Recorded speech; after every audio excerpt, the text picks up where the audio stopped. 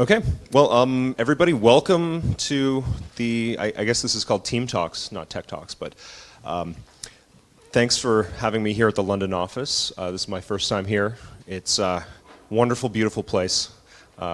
Really enjoy doing some work here. I'm Nick Sullivan. If you don't know me, come introduce yourself later. I'll introduce myself if I don't know you. And I work in the San Francisco office on cryptography related things. And I'm going to speak to you about a topic called secondary certificate authentication in HTTP2. It's a mouthful, but it's sort of some future technology around HTTP2 that solves some problems and helps us capitalize on some opportunities in the way that HTTP and the web is changing. So this is a slide from a friend of mine, Clay Smith, to kind of encapsulate what HTTP2 is. It's HTTP1, you have requests and responses. It's all on one sort of nice little piece of candy, whereas HTTP2, you have multiple requests multiplexed together. So it's really nice. It allows you to use the same TCP connection and get multiple different assets. And it basically speeds things up most of the time. Now, HTTP2 and HTTP1 also work with HTTPS, which is our encryption layer. And if you think of it in terms of candy, it's a wrapper. So in HTTP2, the wrapper is around the entire stream, whereas HTTP1, each individual stream has a wrapper. So you can think of it as every connection or every request in HTTP1, they're serialized and they go through the same encrypted connection. And typically the way browsers work is they'll send multiple connections and make multiple TLS connections for each of the different assets to parallelize it. In HTTP2, you can just do it over the same stream. So I'm going to talk about 3 challenges, or maybe you might think of them as opportunities for HTTP2. And there are SNI encryption, client authentication, and serving multiple origins. Now, this is sort of seem like topics that come out of nowhere, but let me justify why we're talking about these. So, SNI encryption. SNI is subject name indication. It's what allows you to have virtual servers for TLS. So, for regular HTTP, you have a host header that has your domain name, and that allows you to host multiple sites on the same IP. For TLS, when it was originally created, or when it was called SSL, you could only have one website for every IP address, and therefore only one certificate on top of it. You could only have one certificate for each IP address. And what SNI allows you to do is to virtually host multiple sites or multiple certificates behind the same site. And this works by, in the TLS handshake, you just put the host name in. It's a field, it's an extension. And it basically works. You send your cryptographic data from the client with your host name that you want to get, and then the server will use that to choose which certificate to serve to you. So since this is in the first request, there's no encryption at all in this case. And that kind of leads to the idea that SNI can become a privacy leak in a way. So different censorship regimes use SNI to identify on encrypted traffic streams which sites people are going to. And so they can block it if they want.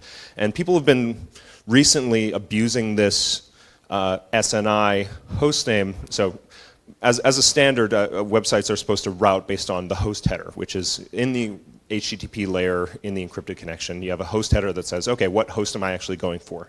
So people have been abusing this by using an SNI for a non-blocked domain, but actually using a host name for something that is blocked. And this is how people get through different firewalls and censorship regimes. And this is really kind of an abuse of the protocol. But in a way, you'd think that this is a potentially a nice thing to have, is the ability to go to virtual sites behind the same IP and not have this be known to the broader world and not be censored. So the question is, can we encrypt this SNI? Is there a way to actually do this in the clear? But this is sort of a proposed thing that happened in the latest iteration of TLS, and the current design really doesn't allow for it. So, and the problem is, you are asking what site you're going to in the first request, and you have no way to encrypt that because you're talking to a server you've never spoken to before. There's no shared key. So this kind of leaves this as an open question of how do you allow SNI to be encrypted? And I'll leave that as an open question, and surprise, surprise, we'll solve it later. Point number 2, client authentication. Now, X509 client authentication is a really cool technology, and it's used in a lot of corporate environments. Basically, what you do is every person gets issued a certificate, and that's your identity, and you can use it to log into systems. And we actually use this for one of our features, authenticated origin pull.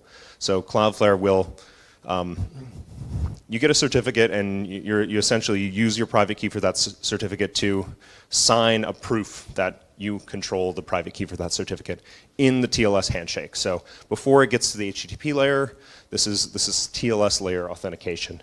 It's kind of tricky. It's not super portable because you have to install the certificate on everything that you can't like log on some random machine unless you have your private key. But this is actually a really nice thing, and it's used in a lot of places.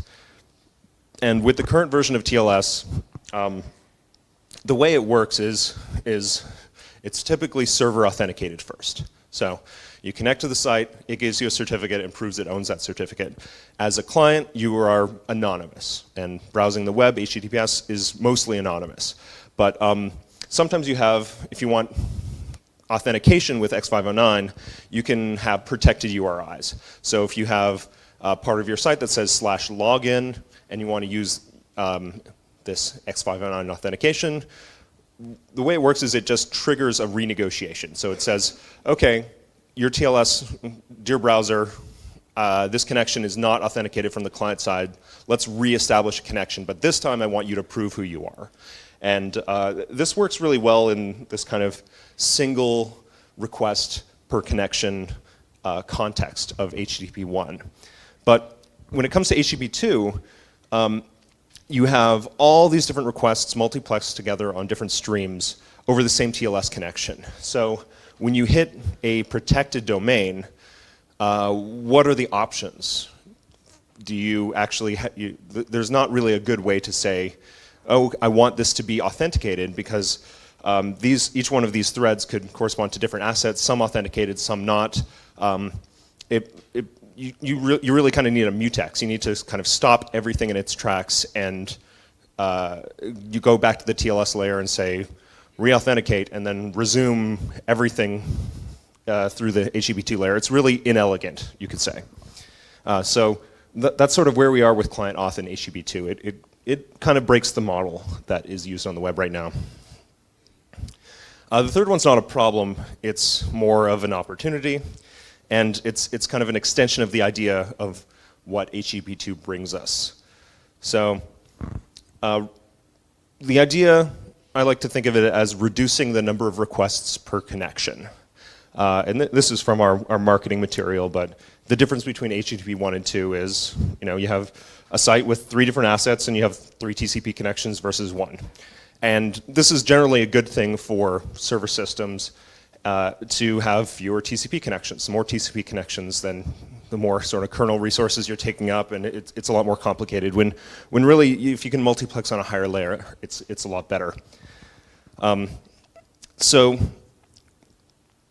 one of the problems here is, what if your website has third-party assets or things that are referenced that are not on the same server? Then rather than 3 connections, you still have 1 connection to the main host, and then you have a brand new HTTP2 connection for every type of sub-resource that exists on the site. Now, HTTP2 has a way to coalesce these into the same connection, and this is not very well advertised. JGC did mention it early on a blog about 2 years ago about Speedy, but it hasn't really been picked up. But the idea is, if you're connecting to a server that is authoritative over some other domain, and that DNS says that it's the same IP, then HTTP2 aware browsers will actually reuse the same connection. So if you have, say, cloudflare.com, and then there's some image on Cloudflare.com that's hosted by a third party that happens to have the same IP address as Cloudflare.com, and the TLS certificate has both of those host names, then the browser will not establish a new connection to this whatever image.com site. It'll just reuse the same connection. And if you think of what Cloudflare is, it covers a wide variety of host names, and we can serve any host name and any asset from any one of our customers from the same machine and from the same IP address, although we don't. We typically will give different customers different sets of IPs to kind of split attacks and split things out really nicely, but technically we can really do this. So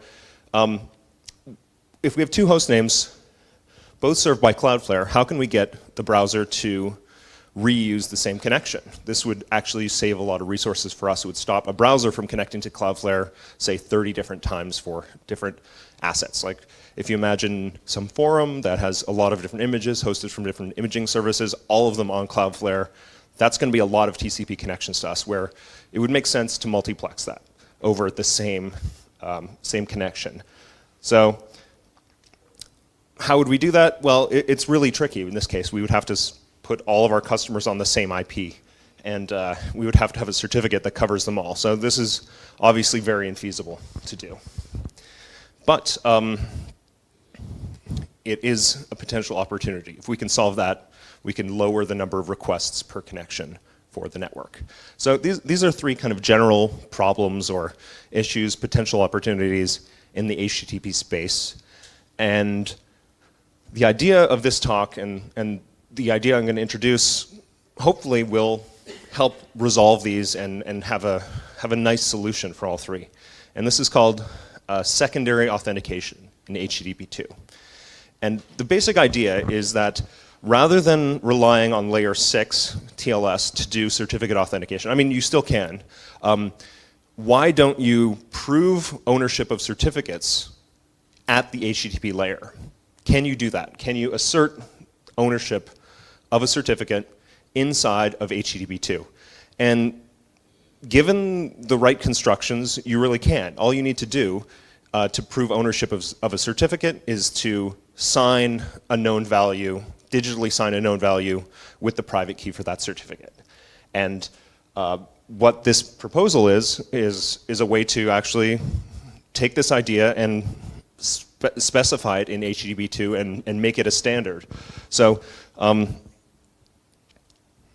there are several new, we have a proposal. This is actually real. This is something that's been put together, and this is the real basis of it, is you have a TLS connection, and then you have an HTTP connection that goes over it, and you can prove ownership of a certificate by signing what's called an exporter secret or an exported secret. So the TLS connection allows you to kind of create these secrets that are derived that only the two people who are speaking over the TLS connection can know. And then if you digitally sign that object, that's proof that you have a specific private key associated with the certificate. So let me walk you through what needs to happen for this. So first of all, there are two new HTTP2 frame types. I don't want to go into how HTTP2 works, but there are different types of frames and different streams, and this is how messages go through. You have a different stream for every set of requests, but what the origin frame does is it allows a server to tell a client, hey, by the way, on this connection, whatever the host name you asked me for, I also know how to serve traffic from all of these other host names. So in the case of this, you can say, hey, I also know how to serve Cloudflare.com. And a certificate request can, so as a server you can say, hey, I own Cloudflare.com, and the client can say, okay, yes, I trust you, or prove it. So the origin frame is, this is what I know, and the certificate request frame is prove it. And to prove it, there are two new frames, and these ones are actually very simple. There's the certificate frame, which is just, this is your X509 certificate. It's your Cloudflare.com certificate. It can come with the whole sort of trust chain all the way up and down. And then a certificate proof, which is just a digital signature of this exporter secret. And if you send that back to the client, they can verify it and say, okay, yeah, this HTTP2 connection does have, is authoritative for CloudFlare.com because they proved it. They have a certificate that is trusted by me, the browser, and they do own the private key. Now, this sort of seems like you're doing you're almost doing like TLS inside of HTTP2. But it's a lot simpler than that. It's just the authentication portion. And as with TLS, you need to know how to advertise which cipher suites and which types of cryptography that you support. So you actually need a new settings frame. And this is the part of the spec that's not super fleshed out yet. But the idea is you can say, okay, I support elliptic curves and RSA. And here's a setting frame for this. Or I support this type of signature and this other type of signature. Or I support OCSP or SCT. These are analogous to the client hello extensions in the TLS, if you're familiar with that is. So settings is a bit field, so it's really hard to advertise a lot of information in this, but if you preset the list and say, hey, this bit corresponds to ECDSA, this one's RSA, then you can send these two new settings frames. And so now that you have this kind of proof of ownership over a domain, how do you use it to associate with different requests? So the idea is the certificate and the certificate proof, this happens over the control stream. This is stream 0. And if ever you have other streams that you want to request assets for different domains, you can also send this new frame called certificate needed and use certificates. So in the case of, as I was describing before, authentication with X509, say you get to a protected URI, and this one requires authentication, the server can just say certificate needed, and then the client will say, okay, well, here's my client certificate proof, and then on whatever stream N that's being requested, the server can just say, okay, well, or the client will say, okay, use the certificate that I proved on stream 0, and then it will respond with the answer. So in this way, you can granularly, on a per stream basis, choose which certificates and which things are authenticated. So if you're thinking of client authentication, you have all these different streams going for different assets, some of them protected, some of them not. This allows you to break it out into saying, okay, you don't have to pause the entire stream. You can just, on a per stream basis, have authenticated and unauthenticated requests. Now, does this address the 3 points that I brought in before? So, SNI encryption. How can this help with SNI encryption? Well, what is the goal? The goal is to be able to connect to a site without having some sort of adversary or somebody who's monitoring the network, reading the plain text, know which site you're going to. So people use Google, for example, as a proxy for all sorts of sites behind Google, some of which are censored, some are not. The way you could do it with this is just set up a site with an IP-based certificate, and then when you connect to it, you can then inside of HTTP do a certificate request or a origin frame, and you can ask for any asset that's behind any host name that's hosted by this service. And since it's already encrypted, you won't be able to see it. So this basically solves the SNI encryption issue. You connect to one service, and then it can serve any sort of thing from different origins behind it, and it's fine. Client authentication, I explained that a little bit earlier. You can have protected domains, and individual streams in HTTP2 can be authenticated individually. So there's none of this sort of clunky layer violation stuff that I was describing before, where you have to stop the whole connection to renegotiate, and then that will apply to everything else. You can just do it individually on a per stream basis. And serving multiple origins. This is very, very, very effective for doing so. So imagine that somebody connects to, say, a Cloudflare customer like Reddit or something like that, in which you have pages and they have tons and tons of sub-resources like CDN.js, for example, or different image sites. And those are all hosted on Cloudflare. what we can do is, when you connect to that site, we can push origin frames that say, oh, by the way, we also do CDNJS. Oh, we also do this image site. We also do this other site, and push the certificate proofs. And we could potentially even do an HTTP2 server push of those assets right away. So when a browser goes to this site that has all sorts of sub-resources, it doesn't have to create a brand new HTTP2 connection to any of these sites. It just will push the data to them. So as Cloudflare grows as a percentage of sites on the internet, this becomes very advantageous. And so for example, if there are different companies that have buttons that are pervasive over the internet, signing up for Cloudflare would be a good thing for them, because then we can server push those buttons immediately. It doesn't have to hold up the loading of the site. And if it was 100% Cloudflare internet, then every website that you'd go to would be absolutely rocket fast. And if you want to read more, this is the HTTP draft for IETF for this. It's currently being discussed, and just lost the signal. But yeah, if you want to read more, come talk to me. I'll give you a link to this. I'll put it on the chat. But yeah, that's basically it. HTTP2 secondary certificate authentication. Thanks.